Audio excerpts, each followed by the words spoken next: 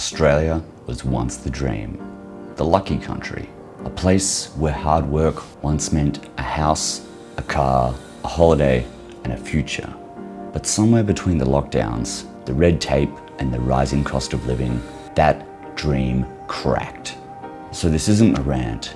This is for a country that forgot what made it special. In 1984, the average cost of a home was about 3 times the average income. Today, it's more than 9. Groceries are up 25% since 2020. Power bills have doubled, and 2/3 of young Australians say they'll never own a home. Australia has one of the most dissatisfied housing markets in the world, second only to Turkey. Back then, a single income could raise a family. Now, 2 full-time jobs barely cover rent and fuel. We became a country of monopolies, of mediocrity. Coles and Woolworths control 65% of the grocery market. Illegal tobacco runs a $4 billion black economy, with firebombings, corruption, and organised crime tearing through the suburbs. We've banned machetes, licensed scooters, and even made fun feel like paperwork. A country built on cheek and rebellion now polices everything, except the real problems. Look, I first left Australia back in 2011. 10 years abroad, Europe, Japan, Vietnam. I built my career as a filmmaker, lived light, moved often. Then I came back during COVID, got stuck in the mess, and saw the country again from the inside. And it wasn't even the Australia that I remembered.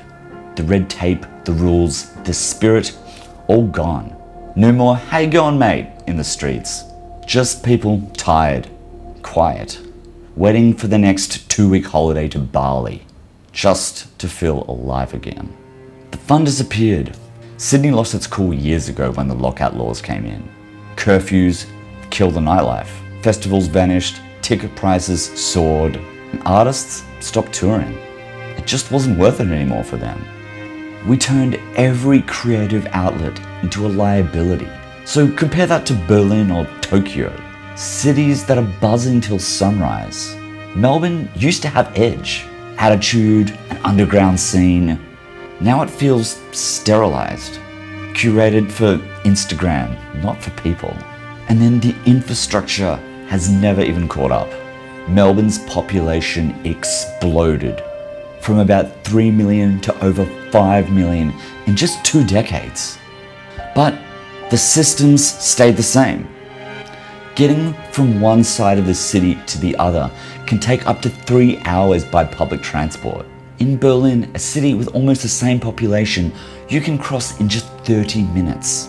So we call Australia a world-class city, Melbourne the most livable city in the world. But our transport still runs like it's 1999. Now, movies like Fight Club seem more relevant than ever.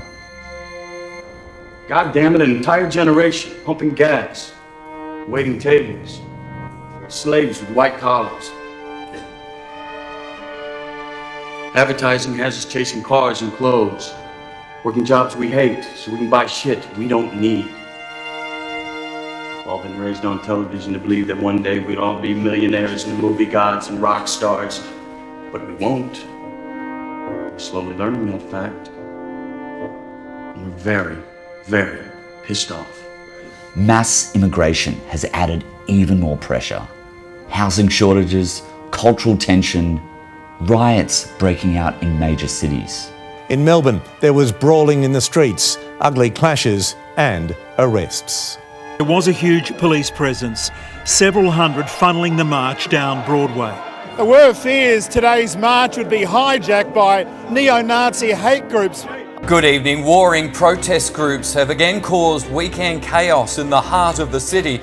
Shoppers, traders and tourists were caught up in the drama, but despite the extreme show of force, there was still spot fires of violence. And this isn't even about race. My own family were immigrants. They came here in a better time, where Australia was the dream.